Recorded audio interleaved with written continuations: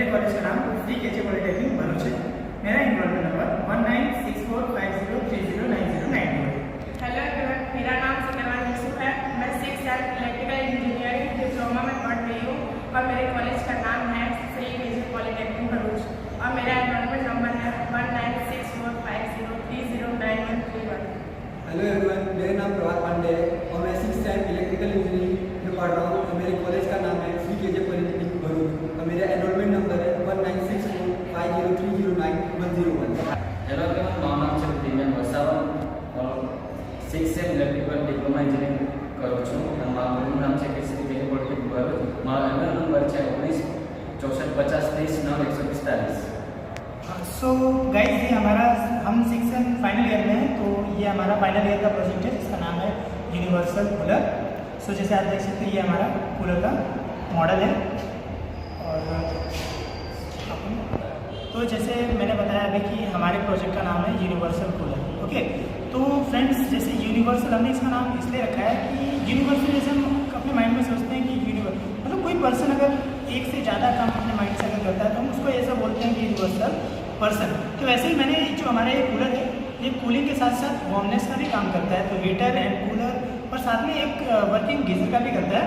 तो इसलिए हम इसका नाम हमने रखा है यूनिवर्सल कूलर। तो इसमें क्या हुआ है कि हमने पेल्टियर का भी यूज़ किया हुआ है। तो पेल्टियर के यूज़ से हम क्या वाटर को ज़्यादा ठंडा करके हम इसकी कूलिंग कैपेसिटी बढ़ाते हैं और हीटर लगा के हम इसकी वार्मनेस हॉट एयर भी हम इससे प्रोड्यूस करता है और हमारा टेम्परेचर गर्म रहता है। और उसके बाद इसमें हम जो पेल्टियर मॉड्यूल है उसके ही थ्रू हम इसको गीज़र का भी यूज़ कर सकते हैं। तो इसके अंदर मेनली 3 या 4 फंक्शंस एम्प्लॉयड है, तो इसलिए हमने इसका नाम यूनिवर्सल कूलर रखा हुआ है। तो थोड़े हम बेसिक कंपोनेंट्स और इसकी डिज़ाइन के बारे में देखते हैं और बाद में उसकी वर्किंग भी हम समझेंगे। सो हम इसकी पहले डिज़ाइन देखेंगे। तो जैसे हमने इसमें डिज़ाइन देखा है कि ये देखिए ये हमारा लगा हुआ है फ्रेम। फर्स्ट ऑफ ये प्रोटेक्टिव फ्रेम है कि अगर किसी का हाथ एंड हैंड जो अंदर ना जाए इसके लिए हमने ये प्रोटेक्टिव फ्रेम लगाया हुआ है। तो ये जैसे नॉर्मल हमारा कूलर का डिज़ाइन है। और ये इधर देखो, ये देख रहे हो आप, तो ये जैसे हमारे कूलर में टंकी लगी होती है तो ये टंकी भी है। और उसके बाद वहाँ पे एक छोटा सा पंप लगा हुआ है जिसकी कनेक्शन हम अंदर पाइप के थ्रू गया हुआ है और कनेक्ट भी है। और ये जैसे हमने आपको बोला था हीटर की वर्किंग करता है, तो हीटर की वर्किंग के लिए भी हमने ये हीटर लगाया। तो जैसे आप देख रहे हो कि ये हीटर के पीछे भी हमारा एक छोटा सा फ़ैन लगा हुआ है। तो हमने ये फ़ैन और हीटर की डिज़ाइनिंग हमने इधर सामने इसलिए की है क्योंकि क्या होता है कि जब कभी हीटर एक पोटेंशियल जगह पे चलता है तो वो खाली थोड़े दूर के ही इन्वायरमेंट को गर्म करता है। बट अगर इसकी जो बिहाइंड में फ़ैन है, अगर ये फ़ैन ऑन रहेगा तो क्या होगा कि जो हॉट एयर है वो फ्लो होकर एक काफ़ी जैसा रूम हो उसमें पूरी इन्वायरमेंट को गर्म करता है। तो इससे हमें फ़ायदा ये भी है कि अगर हम ये हीटर यूज़ करते हैं तो हम अपने प्लेस पर अगर बैठे हुए हैं या फिर कुछ भी अपने घर में वर्क कर रहे हैं तो हमें एक पोटेंशियल टेम्परेचर हर जगह हमको मिलेगा कि ये पूरे एनवायरनमेंट को ही गर्म कर देगा क्योंकि हमें उसके पास नहीं जाना पड़ेगा। तो जैसे आप देख रहे हो ये फ़ैन जो है हमारा छोटा, उसके पीछे मोटर लगा हुआ है। ये पर्सनली डिज़ाइन जो है कूलर की जो मोटर होते हैं वो पर्सनली कूलर की ही डिज़ाइन वाला मोटर है। उसके बिहाइंड में आप देखोगे तो एक फ्रेम लगा हुआ है। मोटर का जो सपोर्टिव फ्रेम है वो हमने वो सपोर्टिव फ्रेम लगाया हुआ है। ओके, सो हम ऊपर आते हैं स्विचेस के ऊपर। तो जैसे आप देख रहे हो कि ये हमारे स्विच बॉक्स हैं। इसके कनेक्शंस हमने इधर दी हुई है। जो 3 पिन है इसमें अर्थिंग का भी प्रोटेक्शन दिया गया है। अब हम स्विच पे आते हैं तो स्विच में हमने फ़ैन की स्विच ये रही, हमारी ये पंप की स्विच है और ये हमने पेल्टियर का ये पूरा फंक्शंस जो एम्प्लॉय किया है उसकी फंक्शन स्विच हमने इधर दी है। और ये हमारा हीटर का है जो कि हमें वार्मनेस के लिए, हॉट एयर के लिए हमें ऑन करना पड़ता है। उसके बाद ये रेगुलेटर भी हमने दिया गया है बिकॉज कि हमें अगर फ़ैन चालू करना है तो वो कौन सी स्पीड पे जो कि हमारे हिसाब से अगर हम अपने फ़ैन को कम स्पीड में या फिर ज़्यादा स्पीड में अगर हम चलाना चाहें तो हम इस रेगुलेटर्स को या फिर कम या फिर ज़्यादा पे हम कर सकते हैं। इसमें जैसे आप देखोगे कि 1 2 3 4 लेवल्स है। उसके बाद एक अपना इनिशियल लेवल है जिसमें फ़ैन बंद हो जाता है।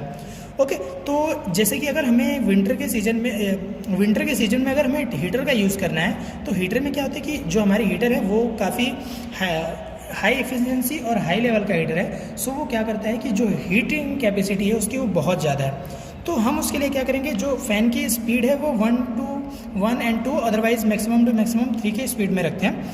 बिकॉज क्योंकि उससे क्या होता है कि अगर ज़्यादा जो हीट है हमारा अगर वो डायरेक्ट हमारे स्किन के कांटेक्ट में आता है तो वो हमारी स्किन को भी इफ़ेक्ट करता है। सो इसके लिए हम क्या करेंगे कि इसको नॉर्मल स्पीड में ही चलाएंगे, जिससे कि हमारा जो एयर है वो स्मूथली पूरे हॉल या फिर जो भी हमारा घर है उसमें कवर करे और हमें एक मिनिमम या फिर एक पोटेंशियल वार्म एयर हर जगह प्रोवाइड करे। अब हम आते हैं अपने कूलिंग प्रोसेस पे। ओके, तो जैसे आप देख रहे हो ये हमने लगाया हुआ है डीसी कूलिंग फ़ैन है और ये हमारा एक हैवी ड्यूटी हीट सिंक है। और इसके जो नीचे है देखो, जैसे आपको ये वाइट कलर का एक लेवल दिख रहा होगा जिसमें ये वायर कनेक्शंस ज्वाइन है, तो ये हमारा पेल्टियर मॉड्यूल है। चूँकि इसका मेन प्रिंसिपल यही है कि इसके दोनों प्लेट्स में एक साइड थोड़ी हीटिंग और एक साइड कूलिंग होती है। तो कूलिंग प्रोसेस के लिए हम क्या करते हैं कि जो इसका प्लेट है वो कूलिंग जो प्लेट है वो हमारा इधर एल्युमिनियम का, जैसे आपको वाटर बॉक्स दिख रहा होगा, तो ये जो वाटर बॉक्स है वो एल्युमिनियम का बना हुआ है। जैसे कि हम जानते हैं एल्युमिनियम की प्रॉपर्टीज़ क्या होती है कि वो कोई भी टेम्परेचर को अपने अंदर एब्जॉर्व करता है। सो इसके एब्जॉर्प्शंस के लिए हमने क्या किया है कि एल्युमिनियम का बॉक्स बनाया, जिसमें क्या है कि एक स्लॉट्स बनी हुई है। बॉक्स के अंदर ऐसे ऐसे स्लॉट्स बने हुए हैं और उसमें क्या होता है कि जिग-जैग वॉइस है। तो इसमें क्या होता है कि जब इसकी कूलिंग प्रोसेस जब ये होगी तो इसका जो कूलिंग है वो वाटर बॉक्स में जाएगा। और ये जो आप पाइप का कनेक्शन देख रहे हो ये हमारा पंप के थ्रू अंदर से लिया गया है। जैसे मैंने आपको पहले बताया कि ये मेरा पंप है, तो इस पंप में देख रहे होगे आप, ये एक पाइप लगी हुई है, ये जो हमारी ये वाटर को अपने अंदर लेके और बाहर फोर्सली फेंकता है। तो ये जो कनेक्शन है इसका पाइप के थ्रू उधर से आके यहाँ से आउटपुट निकला हुआ है।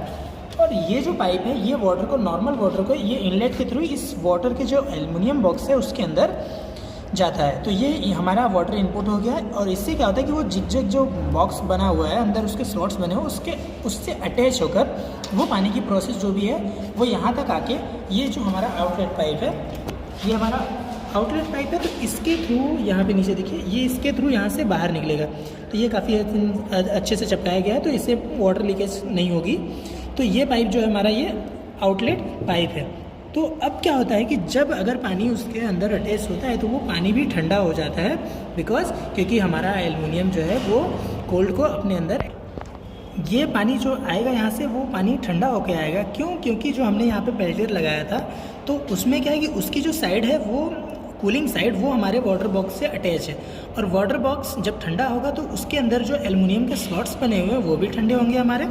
और उसकी वजह से अगर पानी हमारे वाटर बॉक्स के एल्युमिनियम प्लेट से अटैच होकर अगर यहाँ से निकलता है तो वो पानी अपने आप ठंडा होकर आता है। अब ये जो हमारा पाइप है इसको हम यहाँ पे देखते हैं, जैसे हम यहाँ पे देखेंगे तो ये जो पाइप है हमारा, ये हमारा ग्रास का पैड्स है जो कि हम कूलर में मेनली यूज़ करते हैं। तो अभी मॉडर्न में तो हनी पैड यूज़ हो रहा है, बट हमने इसमें ग्रास का पैड यूज़ किया है। मैं इसको आपको ओपन करके दिखाता हूँ। ये हमारा हैंडल है जिससे कि हम इसको कहीं भी अगर ले जाना हो तो ईज़िली हम इसको कैरी कर सकें। ये एज ए हैंडल भी यूज़ होता है एंड एज अ इसका हमारा पैड्स का सपोर्टर भी यही है, बिकॉज ये इंडियन जुगाड़ है। सो आप जैसे देख रहे हो तो ये हमारा जो है ये हमारा इनलेट पॉइंट। तो यहाँ से जो पाइप है, यहाँ से जो वाटर आएगा ये इस पाइप के थ्रू आएगा। और इस पाइप का जो कनेक्शन है हमने इस ग्रास पैड्स को, बिकॉज पूरा एकदम ये कनेक्शन एक साथ बनाया हुआ है, तो इसमें जैसे आप देख रहे होंगे ये स्लॉट्स बने हुए हैं वाटर ड्रॉपलेट्स के लिए। तो यहाँ से क्या होंगे, जो कूलिंग वाटर आएगी वो ड्रॉपलेट्स के थ्रू ये पूरे ग्रास में जाएगा। ओके, तो जो कूल वाटर है वो ग्रास में जाने की वजह से ग्रास क्या हो पूरा एकदम भीग जाएगा एंड इसके अंदर काफ़ी सारे मॉइस्चर्स आ जाएंगे और ये पूरा ग्रास जो हो जाएगा हमारा ठंडा हो जाएगा। अब मेनली प्रोसेस क्या है, ये अगर इसके थ्रू एयर पास होता है तो वो भी जो एयर होगा वो भी कूल हो जाएगा। तो सिंपली हमने क्या किया है कि इस पाइप को, जो हमारा ये वेल्व है, ऐसा हमने वेल्व इसको यूज़ किया है, ये पेन का कट है, तो एज ए वेल्व इसलिए यूज़ किया है कि ये देख रहे होगे कि ये एक सिंपल पेन है, तो इसको हमने कट करके वेल्व के जैसा यूज़ किया है, बिकॉज ये पाइप पेन इसके साइज़ की है। तो हम यहाँ पे क्या कर देंगे कि जब हमें अगर इसको बाहर निकालना पड़ता है, बिकॉज विंटर में हम इसको यूज़ नहीं करते हैं, तो विंटर में गीज़र का भी प्रोसेस हमारा इसी से होता है, तो इसलिए हमने यहाँ पे ये वेल्व प्रोवाइड किया है। मैं आगे आपको गीज़र का प्रोसेस बताऊँगा, बस खाली इतना समझ लीजिए कि ये जो है वेल्व, ये 2 फंक्शंस के लिए हमने यहाँ पे वेल्व प्रोवाइड की हुई है। अब जैसे आप ये पाइप देख रहे होगे तो ये पाइप में हर जगह स्लॉट्स बने हुए हैं। तो स्लॉट्स में भी क्या है, जैसे आप देखोगे यहाँ पे स्लॉट्स हमने बनाया है, ये स्लॉट्स है, इधर स्लॉट है, इधर स्लॉट है, इधर स्लॉट है। तो ये स्लॉट से ड्रॉप वाइज ड्रॉप यहाँ से पूरे ग्रास में जाएगा और ये सिंपली कूलिंग प्रोसेस के लिए वर्किंग करेगा। अब जैसे देख रहे हो तो आप ये पूरा एकदम ग्लास इधर लगा हुआ है एकदम, क्योंकि ये ग्लास जो है वो ज़्यादा बाहर फैले ना और इसमें से कुछ छूट के गिरे ना, तो इसलिए हमने इसको एकदम परफेक्टली बांध दिया गया है। और जैसे ये आप देख रहे हो एज अ हॉस पाइप, इसमें क्या है कि ग्लास में जितने भी वाटर अगर यहाँ से ड्रॉपलेट्स गिरते हैं हमारे, तो ये यहाँ से आके नीचे हमारे पानी जो वाटर जो होगा नीचे से गिरेगा। तो उस वाटर को एक साइड लेने के लिए हमने हॉस पाइप यूज़ किया है। और यहाँ पे जैसे आप देख रहे हो तो ये हमारा एक आउटलेट वेल्व है। तो ये वेल्व से क्या होता है कि ये पानी जो होगी वो वापस हमारे टैंक में जाके, तो यहाँ से पानी जाके हमारा इस वेल्व के थ्रू इस टंकी में चला जाएगा और टंकी से फिर से वही प्रोसेस जो हमारी होगी कंटिन्यू होगी। तो ये जो हमारा वाटर है वो रिसाइकलिंग होता रहेगा कंटिन्यूअस, और जितना ही कंटिन्यूअस ये रिसाइकलिंग होगा तो उससे क्या होता है कि जैसे पेल्टियर का इफेक्ट क्या, वो अपनी प्रोसेस जो कूलिंग प्रोसेस है वो एनी टाइम वो चालू रखता है। तो जितना भी पानी सर्कुलेट टाइम बाय टाइम होता रहेगा, वो कूलिंग प्रोसेस को उतना ही, जितना टाइम अगर हम इसको यूज़ करते हैं, कूलिंग प्रोसेस हमारी उतनी ही बढ़ती जाती है। ओके, तो अब हम आते हैं कि ये कंप्लीट हो गया कि ये यहाँ से पानी हमारा टंकी में जाएगा और टंकी के थ्रू ये वापस, ये हमने रिसाइकलिंग वाटर के लिए हमने ये क्या किया है कि ये पंप हमने यूज़ किया है। ये पंप क्या है कि वाटर को सर्कुलेट करता रहेगा। और ये जो हमारा पंप है ना वो AC पे वर्क करता है और ये 165 वोल्टेज से लेके 250 वोल्ट, जैसे यहाँ पे आप देख सकते हो 165 to 250 वोल्ट तक दिया हुआ है। 50 हर्ट्ज तो नॉर्मली इंडिया में चलता ही है। और ये सिंगल फेस है और ये 14 वॉट इसका जो है ये कंजप्शन है। ओके, सो ये हमारा पंप स्मॉल है और इसकी कंजप्शन भी काफ़ी कम है और इसकी हाइट जो है 1.2 सेंटीमीटर लिखी हुई है और उतनी ही है। और ये मेड इन इंडिया है, तो हमें चाइनीज़ माल हमने लगाया नहीं है इसके अंदर। ओके, तो जैसे हमने गाइस जैसे मैंने आपको बताया था कि ये हमारा मोटर है, तो ये हमारा स्पेसिफिक मोटर कूलर का ही है। ये कोई नॉर्मल फ़ैन का, बिकॉज इसकी एफिशिएंसी भी ज़्यादा होती है और इसकी स्पीड 3 स्पीड वेरिएशन होती है और ये काफ़ी हैवी मोटर है और ये प्रॉपर वर्क जो काम में आता है वो कूलर के ही काम में आता है। बिकॉज क्योंकि कूलर में क्या होता है कि जो हमारी पैड्स में मॉइस्चराइज रहती है, तो उसमें क्या होता है कि वाटर के सम ड्रॉपलेट्स हमारे मोटर के ऊपर भी जाता है। तो गाइस जैसे मैंने आपको बताया था, ये स्पेसिफिक कूलर का मोटर हमने इसमें यूज़ किया है। ये कोई नॉर्मल मोटर नहीं है, ये स्पेशली डिज़ाइन किया हुआ है जो कि कूलर में ही यूज़ होता है। नॉर्मल मोटर में क्या होता है कि हम यहाँ से जो हमारे पैड्स जो इसके पीछे यहाँ पे फ्रेम में, जैसे हमने आपको पहले दिखाया ये है, तो इसमें क्या होता है अगर ये यहाँ पे हमारे फ्रेम में लगा रहता है, तो अगर वाटर यहाँ से फ्लो होगा, जब वाटर फ्लो होगा तो इसके अंदर जब ये मॉइस्चर हो जाएगा और जब एयर इसके साथ पास होगा तो क्या होगा कि वाटर के सम ड्रॉपलेट्स हमारे इस मोटर के पास आते हैं। और इसमें क्या है कि अगर हम इस मोटर की जगह अगर कोई नॉर्मल मोटर यूज़ करते हैं तो उसमें काफ़ी एबनॉर्मलिटीज़ देखी जाती है। क्यों? क्योंकि इसमें जो वाटर ड्रॉपलेट्स अगर उसके वाइंडिंग्स में आएंगे तो वो काफ़ी फॉल्ट क्रिएट करते हैं। जैसे कि वाटर अगर वाइंडिंग के अंदर चला जाए तो शॉर्ट सर्किट भी हो सकता है और उसके बाद अगर वाटर ज़्यादा रहता है तो इफ़िशिएंसी उसकी कम कर देती है। तो वाटर ड्रॉपलेट्स के थ्रू इसमें क्या होता है कि हीट से सीड्स इस मोटर में पानी जाने की वजह से क्या हो जाता है कि काफ़ी एबनॉर्मलिटीज़ ये बिहेव करने लगता है। तो इसमें क्या होता है कि जब सपोज़ अगर कोई नॉर्मल मोटर में अगर ये ड्रॉपलेट्स जाते हैं तो उसमें शॉर्ट सर्किट मैक्सिमम चांसेस रहता है कि वो शॉर्ट सर्किट हो जाए और वाइंडिंग पूरा हमारा बर्न हो जाए। एंड समटाइम्स क्या होता है कि मॉइस्चर की वजह से वो क्या हीट काफ़ी करने लगता है जो हमारा नॉर्मल मोटर रहता है, क्योंकि वो कवर नहीं रहता है एंड एयर पासेस के लिए भी उतनी जगह नहीं रहती, तो वो काफ़ी जल्दी हीट हो जाता है, हीट करने चालू कर देता है और इसी वजह से इसमें काफ़ी सारे फॉल्ट्स क्रिएट होते हैं। और समटाइम्स क्या होता है इसकी एफिशिएंसी भी बहुत लो हो जाती है अगर हम नॉर्मल मोटर इसकी जगह यूज़ करते हैं। तो ये सब प्रॉब्लम्स क्रिएट होते हैं अगर हम इसकी जगह कोई नॉर्मल मोटर यूज़ करते हैं। इसीलिए इस प्रॉब्लम्स को हमने इसमें ना आने दी, इसलिए हमने इसका स्पेसिफिक मोटर ही यूज़ किया है जो हमारे नॉर्मल कूलर में लगते हैं। तो वो हमारा ये मोटर है। ये मोटर जो हमारा है वो 22 वोल्ट्स का है और ये हमारा सिंगल फेस AC पे वर्क करता है। और इसकी जो स्पीड है वो 3 स्पीड वेरिएशन है, 1200 RPM में है। तो ये 3 स्पीड्स तक वेरिएबल कर सकता है। जैसे कि हमने आपको पहले ही बता दिया था कि हमने वो रेगुलेटर भी लगा दिया, तो इसके स्पीड वेरिएशन में कोई प्रॉब्लम नहीं आती है। रेगुलेटर से हम चेंज कर सकते हैं as a low, as a high, as a medium, as a maximum speeds हम अपने हिसाब से चेंज कर सकते हैं। और ये हमने इसके साथ कैपेसिटर भी लगा हुआ है जिसका कनेक्शन हमने यहाँ पे खुद किया हुआ है। तो इसका और यहाँ पे ये हमने इधर रख दिया क्योंकि ये सेफ़ रहे, बिकॉज मोटर तो सेफ़ ही है, बट इसको भी साइड में रख दिया कि ज़्यादा इसके ऊपर भी मॉइस्चर ना आए। और ये जो हमारा कनेक्शन है ये हमने डायरेक्टली ये मोटर का अंदर स्विच के थ्रू गया हुआ है, स्विच के पास, जहाँ से सीरीज़ में इसके रेगुलेटर के थ्रू भी कनेक्ट है। ओके, तो इसकी स्पीड वेरिएशन के लिए। और जैसे कि आप देख रहे हो ये हमने लगाया हुआ है एक फ्रेम, ये काफ़ी देखा जाए तो हैवी है, अच्छा है। और ये जो फ्रेम है ये उसका मोटर का जो है सपोर्टर है, क्योंकि उसमें स्पेशली जो देखा जाए तो वो साइड से एंगल्स लगे होते हैं, बट हमने एंगल्स नहीं लगाया, हमने पूरा ये कवर अप एक फ़ैन का ही जुगाड़ बना लिया है। तो ये जो हमारा फ्रेम है वो जैसे कि आपने नॉर्मल टेबल फैन में भी देखा होगा वो फ्रेम लगता है ना, तो वही फ्रेम हमने यहाँ पे यूज़ किया गया है, हमने इसकी जगह एंगल्स यूज़ नहीं किया। और ये फ्रेम हमने जॉइंट जो किया है वो हमने वेल्डिंग, गैस वेल्डिंग के थ्रू किया हुआ है। तो यहाँ पे जैसे आप देख रहे हो एक हमने रॉड सपोर्ट दिया हुआ है, उसके बाद इस फ्रेम को वहाँ पे जॉइन किया हुआ है। और यहाँ पे भी सेम टू सेम प्रोसेस हमने की है कि यहाँ पे एक रॉड सपोर्ट दिया हुआ है, उसके बाद हमने यहाँ पे फ्रेम जॉइन किया।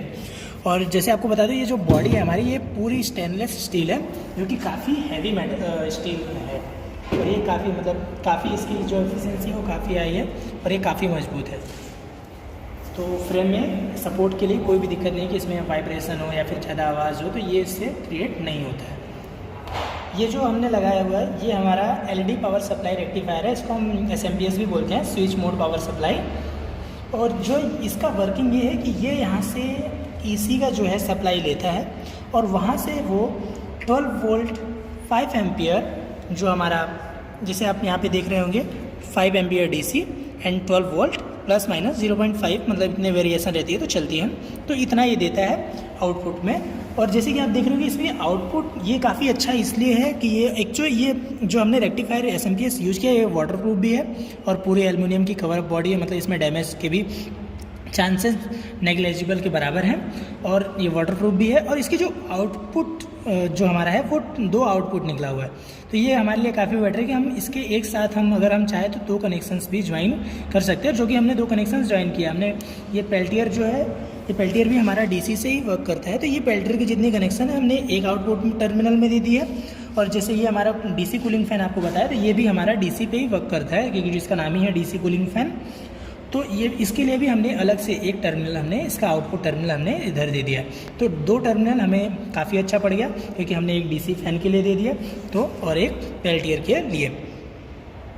और जैसे हम ये देख सकते हैं कि इसके वायरिंग कनेक्शन दी गई है, तो जैसे आप ये जो रेड वायर यहाँ पे देख रहे होंगे, तो ये रेड कलर का वायर है, तो ये हमारा पॉजिटिव है, एंड ये हमारा जो ब्लू है वो हमारा नेगेटिव है। तो हमने जितने भी ब्लैक के 3 वायर है वो हमने नेगेटिव के ज्वाइन थ्रू किया है, और ये जो हमारे तीनों रेड है वो हमने रेड के थ्रू ज्वाइन किया पॉजिटिव के थ्रू, और तब जाके ये पूरी सप्लाई एक कनेक्शंस में ये पूरा जो हमारा 3 पेल्टियर, जैसे आप यहाँ पे देखोगे 1, 2 एंड 3, ये 3 पेल्टियर्स है, जिसके तीनों रेड ये हैं और तीनों ब्लैक ये है। अब हम आते हैं कूलिंग फ़ैन के ऊपर। कूलिंग फ़ैन में भी वही है कि अब डीसी है तो प्लस और माइनस रहेगा, तो प्लस के लिए ये इसका रेड प्लस है, और ये हमारा ब्लैक नेगेटिव, जो कि हमने इस कनेक्शन में एक प्लस में और एक माइनस में दिया हुआ है। और दूसरा जो है ये देखो यहाँ पे वाइट कलर का वायर था, तो इसलिए हमने रेड का निशान दे दिया है, क्योंकि ये पॉजिटिव है। तो ये जैसे आपको दिख रहा होगा एक मार्कर से रेड कलर का दिया गया, तो ये पॉजिटिव है, तो ये हमने प्लस में कनेक्ट किया है, और जो येलो कलर का है ये हमने नेगेटिव में कनेक्ट किया। तो हमारी जो पूरी ये डीसी फैन और पेल्टियर की एक साथ वर्किंग स्टार्ट होती है। पावर सप्लाई जिससे जाता है वो है हमारा LED power supply rectifier SMPS. Okay, तो जैसे कि मैंने आपको बताया था कि इसमें काफ़ी सारे फंक्शंस हैं, तो हमने अभी एक्सप्लेन किया, हीटर का एक्सप्लेन कर दिया हमने, कूलिंग प्रोसेस एक्सप्लेन कर दी। अब हमने आपको एक और फंक्शन बताया था, जिसका नाम हमने बोला था कि गीज़र का भी ये फंक्शन कर सकता है। तो जैसे कि मैंने आपको बताया था, ये पेल्टियर की जो वर्किंग हमारी, ये कूलिंग इस साइड दे रही है और हीटिंग इस साइड दे रही है। तो एल्युमिनियम के थ्रू जो हमारा क्या होता है कि हीट को मतलब ये डिसिपेट करता है।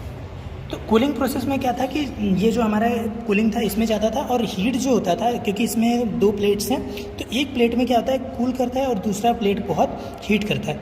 तो हीट क्या होता है कि ये हमारे जो हमारा हीट सिंक है उसके अंदर हीट जाता है, और ये हीट सिंक हैवी ड्यूटी है, तो वो इसके टेम्परेचर को ज़्यादा बढ़ने नहीं देता है। और डीसी जो फ़ैन है वो फ़ैन क्या करते हैं, जो इसके अंदर हीट एब्जॉर्ब है उस हीट को ये क्या करता है, एयर के अटैच के थ्रू उसको बाहर निकालता है।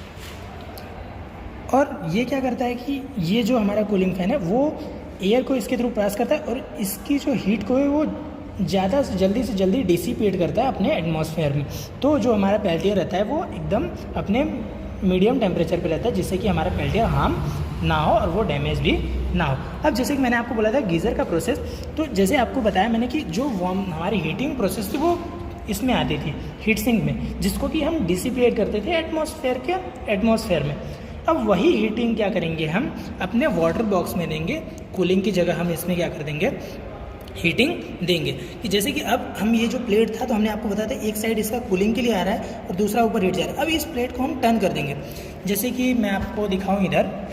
तो जैसे ये प्लेट हमारा है तो वो उसको हम क्या करेंगे, थोड़ा मैकेनिकल चेंजेस के लिए इसको टर्न करेंगे। इसको टर्न करने के लिए जो हमारी प्रोसेस है, ये पूरी जो एम्प्लॉय की गई है, ये नीचे से जो इसके नीचे हमने नट बोल्ट यूज किए हैं यहाँ पे, तो इससे हम क्या करेंगे कि जैसे कि हमारा 4 आप नट बोल्ट्स देख रहे हैं यहाँ पे टाइट किए हुए हैं, इसको थोड़ा सा हमें ढीला करना है। ये हम थोड़ा ढीला कर देंगे और ये जो प्रोसेस, ये जो पूरा फंक्शन है वो थोड़ा ऊपर जाएगा।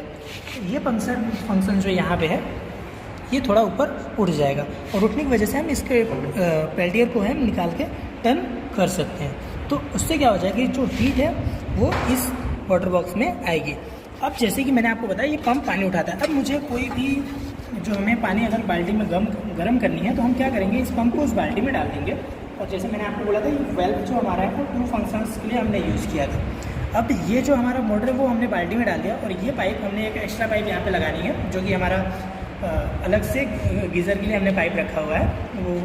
तो ये बाल्टी में डाल के और ये पाइप भी हम उसके अंदर बाल्टी, तो क्या करेगा, जो हॉट वाटर जो यहाँ से जो हीटिंग हमारे वाटर बॉक्स में जाएगा तो गर्म पानी निकलेगा। तो अब गर्म पानी के सर्कुलेशन से क्या होगा, जो हमारी बाल्टी में पानी होगा वो गर्म हो जाएगा।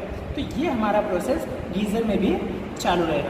तो अब जैसे गीज़र की भी वर्किंग आ गई तो ये हमारा मल्टी फंक्शंस भी हो गया, क्योंकि इसमें हम हीटिंग भी कर रहे हैं, कूलिंग भी कर रहे हैं और हमारे गीज़र का भी आ रहा है। विंटर सीजन में अगर हमें गीज़र पानी गर्म करना है तो पानी गर्म करने के लिए हीटर तो हमारा ऑलरेडी गई है घर गर्म करने के लिए, और गर्मी में भी हमको ठंडा हवा मिलेगा, एक्स्ट्रा ठंडा हवा मिलेगा। तो ये हमारा मल्टी फंक्शंस है, मल्टी फंक्शंस भी बिहेव करता है। तो जैसे कि हमने आपको पूरी इसकी डिज़ाइनिंग एंड इसके कंपोनेंट्स और ये कैसे वर्क करता है ये सब हमने बताया। अब इसकी वर्किंग हम इसको ऑन करके हम इसकी वर्किंग आपको बताएंगे कि ये काम कैसे कर रहा है। और ये क्योंकि हमारा जो मॉडल है ये पूरा ऑन वर्क है, वर्किंग मॉडल है, तो इससे हम इसको स्टार्ट करते हैं। तो जैसे एक बार हमने लगा हुआ है, इसमें जो वायर है हमारा वो एल्यूमिनियम का काफ़ी अच्छा वायर है, एल्यू वायर, तो जो कि AC के लिए AC 230 240 उससे अब भी ज़्यादा है, तो उसको काफ़ी मतलब लोड उसका काफ़ी लोड कैपेसिटी इसकी ज़्यादा है। क्योंकि हमने इसके अंदर हीटर यूज़ किया है, तो हीटर जो है वो हमारा काफ़ी हैवी लोड का है, तो इसमें हमने इसका वायर भी रखा है इसके अंदर। और चलो हम प्लग स्टार्ट करते हैं। तो ये प्लग मैंने ऑन कर दिया यहाँ से और हम अब आते हैं अपने स्विच बोर्ड पर। जैसे कि आप देखोगे, जैसे कि हमने आपको इसके फंक्शंस मल्टी फंक्शंस, इसके बारे में हमने ये स्विच भी हमने अलग अलग फंक्शंस के हमारे अलग अलग स्विचेस हैं।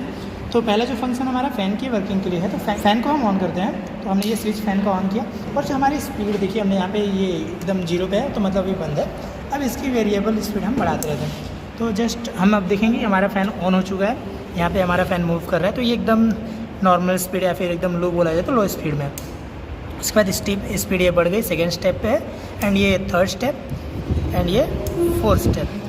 तो ये एकदम हवा हमारा फोर्स भी, जैसे कि आप अभी हम एज्यूम कर सकते हैं यहाँ पे हवा काफ़ी फोर्स भी आ रही है। और जो हमारा एयर है वो काफ़ी ठंडा है, जैसे नॉर्मल कूलर से हम निकलते हैं तो उससे काफ़ी ठंडा है, बिकॉज हमने थोड़े टाइम के लिए हमने अपना पेल्टियर कूलिंग प्रोसेस भी ऑन किया हुआ था। तो ये हमारे फ़ैन की वो। अब जो हमारा नेक्स्ट स्विच है वो हमारा है पंप, जो कि ये देखिए फ़ैन, पंप और पेल्टियर, ये तीनों जो प्रोसेस है हमारी ये कूलिंग के लिए यूज़ होती है। तो हमने फ़ैन तो ऑन कर दिया और हमने स्पीड भी वेरिएबल हमने फोर्स स्पीड मतलब सबसे हाई स्पीड पे रखी हुई है। तो हम पंप अपना ऑन करते हैं, तो जो हमारा पंप है वो वर्किंग रहेगा। अब जैसे कि हम यहाँ से देख सकते हैं, तो ये जो पंप का हमारा पाइप है, यहाँ से अब वाटर फ्लो होना चालू हो गया। ये वाटर यहाँ से जाके जिगजैग बॉक्स, वाटर बॉक्स के अंदर से जिगजैग थ्रू से हमारा इधर पास हो रहा है। और आउटपुट में जैसे आप यहाँ पे देखोगे ग्रास में, तो ये ग्रास से हमारा पानी पास हो रहा है। जैसे यहाँ पे देखो आप ड्रॉप्स गिर रहे हैं, जैसे मैंने आपको पहले बताया कि ड्रॉप्स के थ्रू ड्रॉपलेट्स यहाँ पे गिरेंगे, ये ड्रॉप्स गिरने चालू हो गए। अब हम आगे से देखते हैं कि ये पानी कैसे हमारा हॉस पाइप के थ्रू बाहर निकलता है। अब जैसे हमारा आपको बताया कि मैंने अभी ऑन किया था, तो पंप यहाँ से पानी उठा रहा है और ये जो पाइप के थ्रू हमारा है वो ऊपर से लेके जाके वो हमारा पानी जाके पूरा सर्कुलेट होकर ग्रास के थ्रू, देखो जैसे ये हमारा हॉस पाइप है वो पानी कलेक्ट करके वापस पानी वो टंकी में, जैसे आप देख सकते हो पानी गिर रहा है। तो हमारा पंप अभी ऑन है, तो पानी प्रोसेस होकर वापस रिसाइकलिंग के लिए जो हमारा हॉस पाइप है वहाँ से पानी वापस गिर रहा है। जैसे कि आप कैमरे देख रहे हो, ये पानी वापस हमारा उसी टंकी में कलेक्ट हो जा रहा है और ये रिसाइकलिंग प्रोसेस, इसकी साइकिलिंग जो है वाटर की चलती जा रही है। हम अपने थर्ड स्विच पे आते हैं, जो कि हमारा थर्ड स्विच है। पेल्टियर का। तो ये पेल्टियर जो है हमारा, ये डायरेक्ट जब इसको मैं ऑन करूँगा तो हमारा पूरा रेक्टिफायर जो है SMP जो हमने बताया था स्विच मोड कनेक्शन, ये पूरा हमारा ऑन हो जाएगा। और इससे क्या होगा कि दोनों आउटपुट जो हमारे हैं, तो दोनों DC आउटपुट यहाँ से और इसके थ्रू दोनों से एक साथ निकलेंगे। तो जो कि फर्स्ट ऑफ ऑल इस आउटपुट कनेक्शन से हमारा जो DC कूलिंग फ़ैन है ये हमारा वर्क कर रहा है, जैसे कि आप देख सकते हो घूम रहा है। और ये जो हमारा सेकेंड कनेक्शन है वो हमारे पेल्टियर के लिए है। तो ये जो पेल्टियर यहाँ पे लगा हुआ है तो ये कनेक्टेड है और ये ऑन है हमारा, और हमारा पंप भी ऑन है। तो ये देखिए जैसे यहाँ पे अभी हम टच करते हैं तो हमें काफ़ी कूलिंग देखने को मिल रही है, काफ़ी कूल है। तो ये एकदम ठंडा हो चुका है। तो ये जब ठंडा हुआ है तो एल्युमिनियम, तो अब क्या है कि जब ये पानी इसके अंदर अटैच हो रहा है तो पानी भी हमारा ठंडा हो रहा है। जैसे हम यहाँ पे फील कर सकते हैं अभी भी कि ये बहुत काफ़ी ठंडा हो गया है बाहर के टेम्परेचर, जैसे कि अब यहाँ पे हम फील भी कर सकते हैं कि ये काफ़ी ठंडा हो चुका है बाहर के टेम्परेचर से काफ़ी, मतलब 4 to 6 या फिर उतने डिग्री। तो अभी हमने ज़्यादा टाइम इसको चालू किए नहीं हुआ, फिर भी हमारा ये काफ़ी ठंडा हो, क्योंकि हमने यहाँ पे 1, 2, 3 पेल्टियर यूज़ किया, जो कि हमारे ये इसके लिए काफ़ी है। इसकी कूलिंग एफिशिएंसी को वो बहुत जल्दी बढ़ाता है, क्योंकि हमने इसमें 3 हमारे पेल्टियर यूज़ किए हैं। तो कुछ ही देर में देखो हमारा ये काफ़ी, हमें टेम्परेचर डिफरेंस पता चल रहा है, ये काफ़ी कूल हो चुका है। अब इसके अंदर से अगर वाटर फ्लो होगा तो वो वाटर भी काफ़ी कूल हो जाएगा। और जैसे ये देख रहे हो हमारी पूरी वर्किंग ये ऑन है, यहाँ पे भी ठंडी प्रोसेस चल रही है। और अगर हम देखे जाए अपना हीट सिंक को, तो हीट सिंक भी थोड़ा थोड़ा गर्म हो रहा है, लेकिन क्या है कि ये कूलिंग फ़ैन की वजह से हीट सिंक में ज़्यादा आपको गर्मी की इफेक्ट नहीं पता चलेगी। और यहाँ से क्या है कि ये एयर को इधर से सक कर रहा है और इस थ्रू से पूरा एयर हमारा बाहर है। जैसे आप देख रहे हो, तो अब मैंने क्या कहा था कि कूलिंग तो हमारी अभी बता दें कि वाटर बॉक्स में हमारी कूलिंग काफ़ी, हम टच कर रहे हैं तो पता चल रहा है। तो वैसे क्या कि अब अदर प्लेट्स में क्या हीट हो रहा है, ये जो हीट सिंक हमने हैवी ड्यूटी लगाया फिर भी यहाँ पर मुझे काफ़ी हीट पता चल रहा है, मतलब नॉर्मल है, क्योंकि ये जो हमारा DC फैन कूलिंग फ़ैन चालू, ये हीट को यहाँ पे देखिए गर्म हवा फील हो रहा है, ये काफ़ी भी एयर को मतलब फटाफट डिसिपेट कर रहा है हमारे एटमॉस्फेयर में, इसलिए हमारा हीट सिंक ज़्यादा हीट नहीं हो पा रहा है।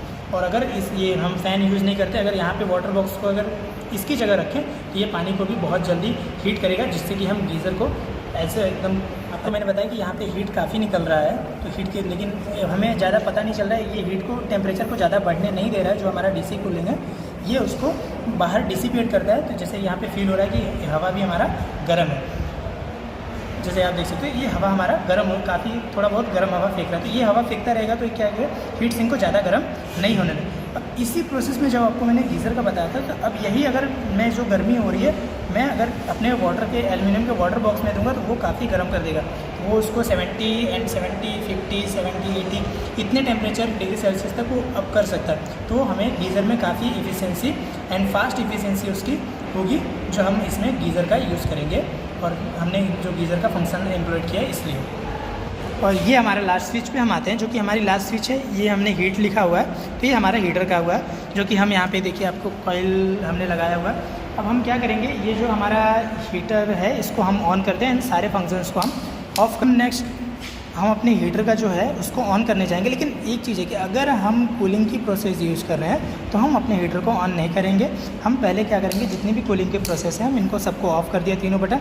अब हम नेक्स्ट जाएंगे, हीटर को हम ऑन करते हैं। अब हीटर को ऑन कर दिया हुआ है, अब क्या करेंगे, जैसे कि आपको मैंने बताया था जो हमारा फ़ैन है उसकी रेगुलेटर को हम 1, 2 या फिर 3 पे रखेंगे। तो पहले हमारा 1 पे हम क्या करते हैं, ऑन करते हैं। फ़ैन को हमने 1 पे ऑन कर दिया और हमारा हीटर क्या है, ऑन हो चुका है। अब मैं यहाँ पे देखूँगा तो एक स्मूथ एयर जो है हमारी वो हीट के थ्रू बाहर निकल रही है, वो भी गर्म हवा निकल रही है यहाँ से। और अगर मैं इसकी स्पीड को थोड़ा बढ़ाता हूँ, अगर मैं इसको 2 पे करता हूँ, तो जब एयर की जो हॉट एयर की फ्लोइंग है वो थोड़ी स्पीड हो चुकी है, थोड़ा अब स्पिन पे ज़्यादा थोड़ा बहुत इफेक्ट पड़ रहा है, जो काफ़ी गर्म है और यहाँ पे अटैच हो रहा है। अब इसकी स्पीड को अगर मैं मैक्सिमम, अगर कोई घर बड़ा है या फिर कोई हॉल में हम लगाए हुए हैं जिसमें कि हमें ज़्यादा एफिशिएंसी या फिर ज़्यादा दूर तक हमें अपने एयर को फैलाना है गर्म हवा को, तो हम इसको 3rd स्पीड पे कर देंगे। अब इससे क्या होगा कि ये हमारा हवा काफ़ी मतलब तेज़ आ रहा है और काफ़ी गर्म भी है, जैसे हम फील कर सकते हैं ये काफ़ी गर्म है। अब ये हम कहें विंटर में अगर हम कहीं इसको रख देते हैं एक जगह पे, तो ये पूरा अपने घर के सराउंड को हमारे यहाँ से क्या करेगा, यहाँ से हीट देगा, तो हीट ऊपर जाएगा और जो हमारा वार्म कूल होगा वो पीछे से वापस आके गर्म हो जाएगा। तो ये पूरी सर्कुलेशन करते करते ये पूरे घर को गर्म कर देगा। ओके, तो ये हमारा फंक्शन खत्म हो। अब ये जैसे हमने आपको पूरा बता दिया, तो ये हमारे यहाँ की पूरी बेसिक जो हमारी पूरा बेसिक वर्किंग था वो हमारा खत्म हो चुका है। अब हम नेक्स्ट जाएंगे अपने पोस्टर के ऊपर पे, जो हमने पोस्टर बनाया था और हम उसको एक्सप्लेन करेंगे। अपने पोस्टर के पोर्शन में आते हैं। इधर पोर्शन को हमारा प्रोजेक्ट का नाम देख सकते हैं यूनिवर्सल कूलर, और ये हमको हमारे साथ जेम्स चौधरी ने हमें गाइड किया है इस प्रोजेक्ट को बनाने के लिए। और हमारे प्रोजेक्ट में 5 मेंबर है, आप देख सकते हो 5 मेंबर्स के नाम जैसे लिखा है, हमारे कॉलेज का नाम और हमारे डिप्लोमा सेक्शन में पढ़ते वो सब लिखा है। पोर्शन में आते हैं, इधर से लिखा है इस प्रोजेक्ट की targeted to replace all the compressor with thermal device like we use this model in our project universal cooler to provide better cooling system with no harmful gases.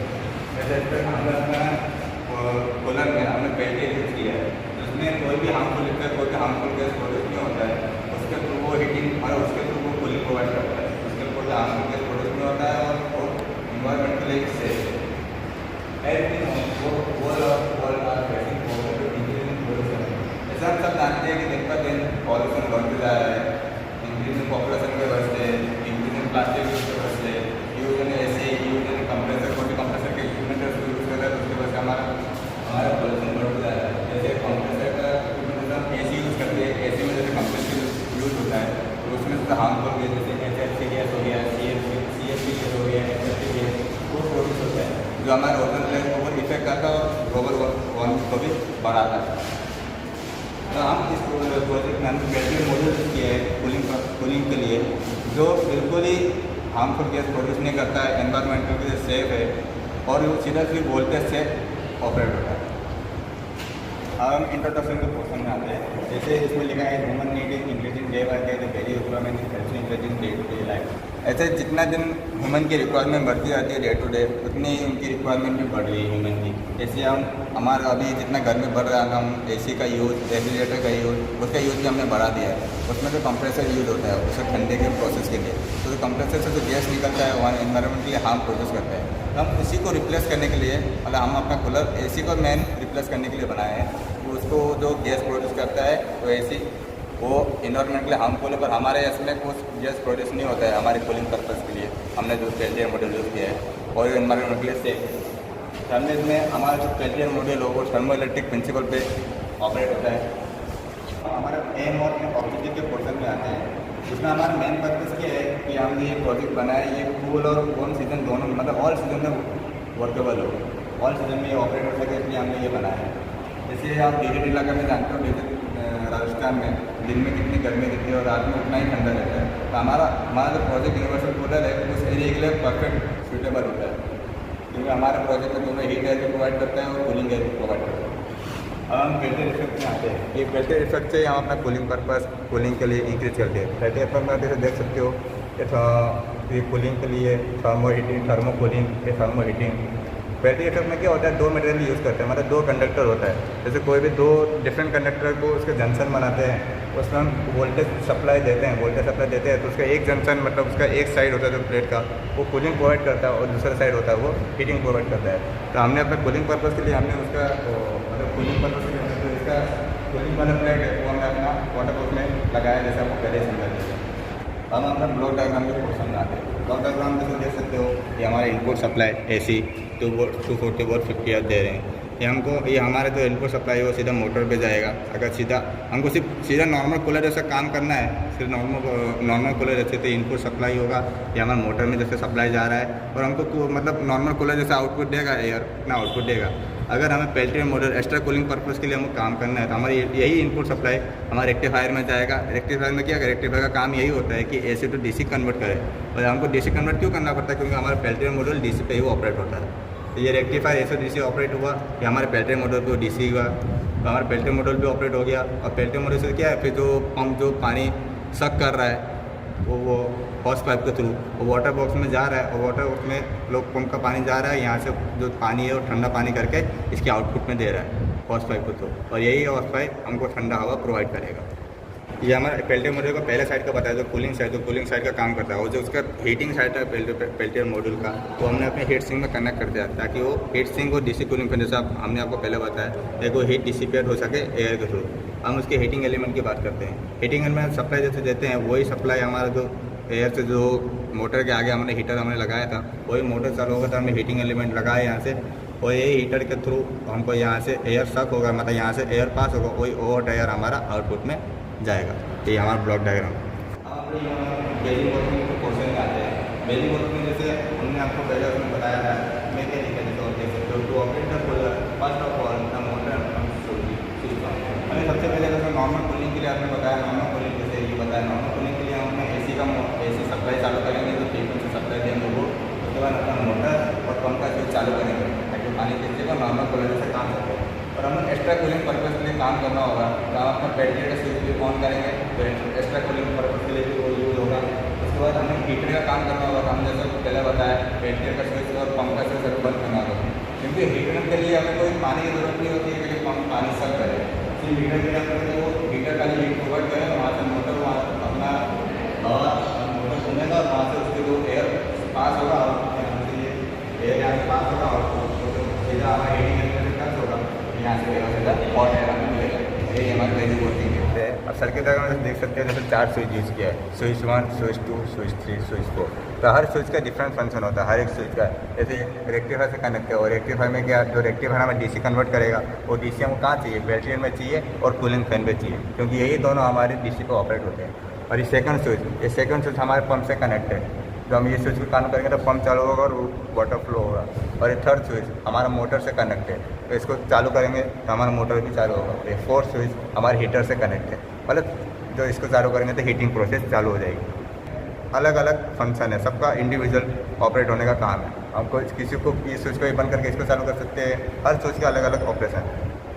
Digital component बारे में देखते हैं। Single shaft AC motor है, Peltier model है, heating wire है, water pump है 220 volt, AC to 12 volt, 6 ampere DC converter है, heat sink है, कूलिंग फैन है और हनी पैड है। जैसे कि ये सिंगल शाफ्ट एसी मोटर है, ये इलेक्ट्रिकल पावर को हमें इलेक्ट्रिकल पावर में कन्वर्ट करता है। और ये स्पेशल टाइप ऑफ मोटर है जो कि हमें हमारे कूलर में अपने यूज़ किया है और इसकी स्पीड है वो बहुत हाई है। कूलिंग प्रोसेस जैसा था, कूलिंग प्रोसेस के लिए आप देख सकते हो जैसे आपने अपनी पेल्टियर मॉडल यूज़ किया था कूलिंग पर्पज के लिए, इसमें आप देख सकते हो लिस्ट होता है एसी सप्लाई की एसी मोटर सप्लाई। तो जैसे हम देख सकते हो अपना, मैंने आपको जो पहले बताया कि इस प्रोसेस में हमको जो पेल्टियर मॉडल और डीसी को ऑपरेट होता है तो हमको जो हमारा पहले एसी का सप्लाई है, हमारे एसी का सप्लाई है, हम उसको सीधा पहले रेक्टिफायर में देंगे तो डीसी में कन्वर्ट करेगा और डीसी में कन्वर्ट करके जो हम पेल्टियर है वो पेल्टियर को देगा। तो पेल्टियर के तो 2 साइड होते हैं, तो हीटिंग कूलिंग साइड है हमने वाटर बॉक्स से कनेक्ट किया तो अपने जो कूल है वो वाटर बॉक्स से टच होकर जाएगा, उससे पानी जितना भी पानी उससे टच हो जाता रहेगा उतना पानी ठंडा होता रहेगा। तो कूलिंग प्रोसेस के लिए हमने वो यूज़ किया। जैसे कि हम हीटिंग प्रोसेस देख रहे हैं तो ये हीटिंग एलिमेंट जो है वो इलेक्ट्रिकल पावर एनर्जी को वो हमें हीट एनर्जी में कन्वर्ट कर रहा है और ये प्रिंसिपल को हम जूल हीटिंग भी बोला जाता है। और ये जब So when the air passes through this heater, the air gets hot and this hot air slowly spreading in the room and the room gets hot. जब ये एयर पास होगा तो जो हीटर होगा हमारा वो धीरे धीरे हमारा एयर जो वो हॉट होते जाएगा और ये धीरे धीरे पूरे रूम के कोने कोने तक चला जाएगा। और इसको हम जनरली विंटर सीजन में हम यूज़ कर सकते हैं। तो हम एडवांटेज देखते हैं जैसे कि it does not harm to nature, ये नेचर को कोई नुकसान नहीं पहुंचाता है। It's operating cost is less comparing to AC के कंपेयर में इसका ऑपरेटिंग कॉस्ट बहुत मतलब big advantage of this universal cooler will work in all season. इसका सबसे बड़ा फायदा ये है कि सारे मौसम में हम इसका यूज़ कर सकते हैं। It does not emit any harmful gas during the cooling process. ये कोई भी एसी जैसी कोई भी हार्मफुल गैस है उसको एमिट नहीं करता, मतलब नुकसान नहीं पहुंचाता। It initial cost is less, compact in size. Okay, तो जैसे हम देखते हैं कि हर प्रोडक्ट में कहीं ना कहीं सबके एडवांटेजेस भी होते हैं और सबके डिसएडवांटेजेस भी होते हैं। उसी टाइप से जैसे कि हमने आपको इतने एडवांटेजेस बताए वैसे हमारे प्रोजेक्ट में सब डिसएडवांटेजेस भी हैं। डिसएडवांटेज में क्या हुआ है कि जो हमारा it's consume more electricity compare to normal cooler. और जैसे कि हमने आपको बताया कि जो हमारा यूनिवर्सल कूलर है एज ए मल्टी फंक्शन है, अगर हम किसी भी कूलर पे मल्टी फंक्शन एम्प्लॉय करते हैं तो उसमें एनर्जी जो हमारी एनर्जी कंज्यूम है वो थोड़ी बहुत तो बढ़ेगी।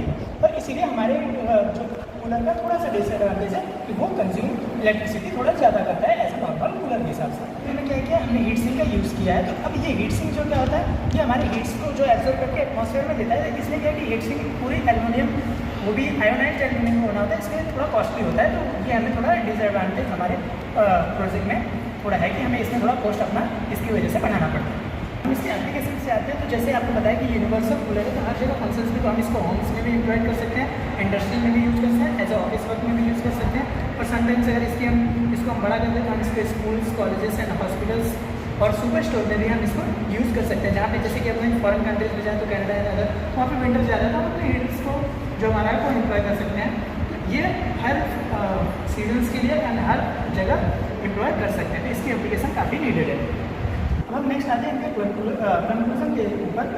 तो जो हमारा इसमें प्रोजेक्ट का कंक्लूजन है वो सिंपली यही है कि हम इसको कोई भी नेचर को हार्म नहीं करते हुए इस कूलर को हम मल्टी फंक्शन देना चाहते हैं, कि हमारा कंक्लूजन है। रेफरेंस तो हमें ये जो हमारा रेफरेंस है एस मिचेल, तो ये क्या है कि इन्होंने एक बुक पब्लिश की है जिसका नाम है कि थर्मो इलेक्ट्रिक प्रिंसिपल। तो उसके प्रिंसिपल में हमारा जो कूलर है, जो उसका पहले मॉडल है वो वर्क करता है। और ये 2 यूट्यूब के वीडियोज़ हैं जो हमारा पैरियर कैसे अपलोड लगाया जाता है एंड इसकी वर्किंग क्या है, वो थोड़ी बहुत इस वीडियोज़ में आपको देखने को मिलेगी। तो ये हमारे प्रोजेक्ट का पूरा हमने रिपोर्ट बनाया हुआ है। तो ये हमारा हेडिंग है यूनिवर्सल कूलर। तो इसमें हमारे जितने भी ग्रुप मेंबर्स हैं, सूरज पटेल, प्रभात पांडे, आलोक साहू, निशु सिकरवार, दिव्यांग वसावा, एंड जो हमारे ये गाइड सर हैं उनका नाम है जेम चौधरी, वो हमारे लेक्चरर हैं एंड इलेक्ट्रिकल इंजीनियरिंग डिप्लोमा में हम स्टडी करते हैं। और ये हमारे कॉलेज का नाम है Shri KJ polytechnic college Bharuch Gujarat. ये हमारा सर्टिफिकेट है।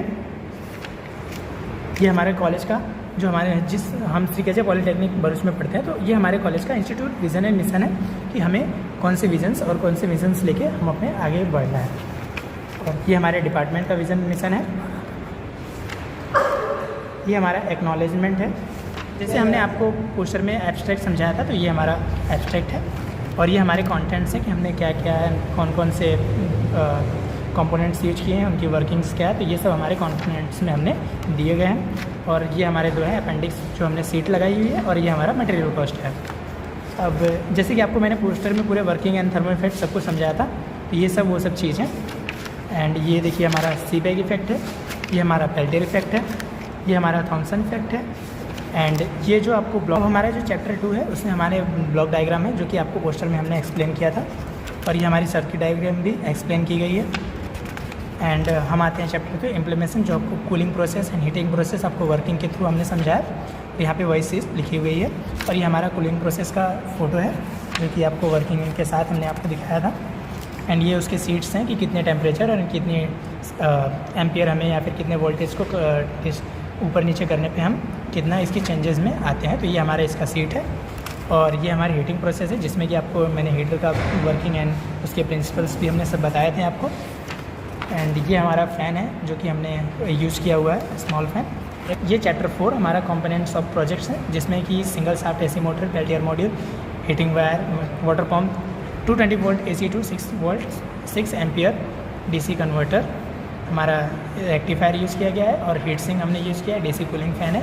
एंड कूलर का जो हमने फ़ैन यूज़ किया वो फ़ैन है। और लास्ट में हमारा हनी पैड है। जैसे आप पिक्चर्स देखो, ये सब हमने आपको कंपोनेंट्स एक्सप्लेन किए थे। एंड ये मेन चीज़ है कि आपको हम पेल्टियर की जो फ़ोटोज़ थी वो आपको हम पूरे अच्छे से नहीं दिखा पाएंगे। तो ये जैसे आपके सामने है, तो ये हमारा पेल्टियर है जिसका नाम है TEC 12706। तो ये इसका मॉडल नंबर है। और इसमें क्या होता है कि ये जो लिखा हुआ है ये हमारा कूलिंग साइड है, एंड जो इसके नीचे है वो हमारा हीटिंग साइड है। अब इसके जैसे कि आप देख सकते हैं, ये हमारा डिफरेंट पोटेंशियल, डिफरेंट कंडक्टर्स की पोटेंशियल पे वर्क करता है, जिसमें एक P कंडक्टर है, एक N है। तो इस वजह से क्या होता है कि ये डिफरेंट पोटेंशियल होने की वजह से यहाँ पे जब ये हीट एब्जॉर्ब करता है तो वो कोल्ड साइड होता है, एंड जो अदर होगा वो हमारा हीट को जब रिजेक्ट किया जाता है तो वो हॉट साइड बनता है। तो यहाँ पे ऊपर कूलिंग प्रोसेस है, नीचे हीटिंग प्रोसेस चलती है। अब इसकी स्पेसिफिकेशंस आपको देखने को मिल जाएगी, जैसे कि हमने पहले अगर इसके नाम में ही वर्क करता है। अब हम आएंगे इसकी हीटिंग मटेरियल पे, जो कि आपको मैंने पूरा एक्सप्लेन आपको पिक्चर्स में दिखाया गया था वीडियो में। ये हमारा हीटिंग है, ये फर्नेस का है, और हम इसको एज अ एयर हीटर भी यूज़ कर सकते हैं। एंड ये इसकी स्पेसिफिकेशंस है। एंड देन हम आते हैं अपने कूलर वाटर पम्प पे, जो कि आपको दिखाया गया था। ये मिनी वाटर पम्प है, एंड 14 वॉट पे वर्क कर रहा है, एंड ये AC पे वर्क करता है। इसकी पावर कंजप्शन 14 वॉट है। एंड देन ये हमारा AC to DC converter 220 watt AC to 12 volt 6 ampere DC converter है। ये LED पावर सप्लाई SMPS है, जिसमें कि सिंगल इनपुट के साथ साथ 2 आउटपुट दिया गया है। जैसे कि आपको हीट सिंक देख रहे हैं, तो ये हीट सिंक जो है ये हैवी ड्यूटी हीट सिंक है जो कि आपको दिखाया गया था। ये क्या करता है कि ज़्यादातर हीट को अपने अंदर एब्सॉर्ब करता है एंड डीसी कूलिंग फैन के थ्रू उसको डिसिपिएट एटमॉस्फेयर में करता है। और ये हमारे डीसी कूलिंग फैन है जो कि डीसी पे वर्क करते हैं, पहले लिखा हुआ है डीसी। ये हीट जो एल्युमिनियम के अंदर है उसको बाहर थ्रो करता है एटमॉस्फेयर में। अभी हमारा कूलर का ब्लेड है जो कि स्मॉल ब्लेड हमने यूज़ किया गया है। ये प्लास्टिक आयोनाइज्ड प्लास्टिक है जो कि काफ़ी हार्ड है। एंड ये हमारा हनी पैड है जो कि हमने लास्ट में आपको ग्रास दिखाया गया था, तो ये है। उसके बाद हम आते हैं चैप्टर 5 एडवांटेज डिसएडवांटेज, जो कि आपको हमने पोस्टर में सब एक्सप्लेन किया हुआ था।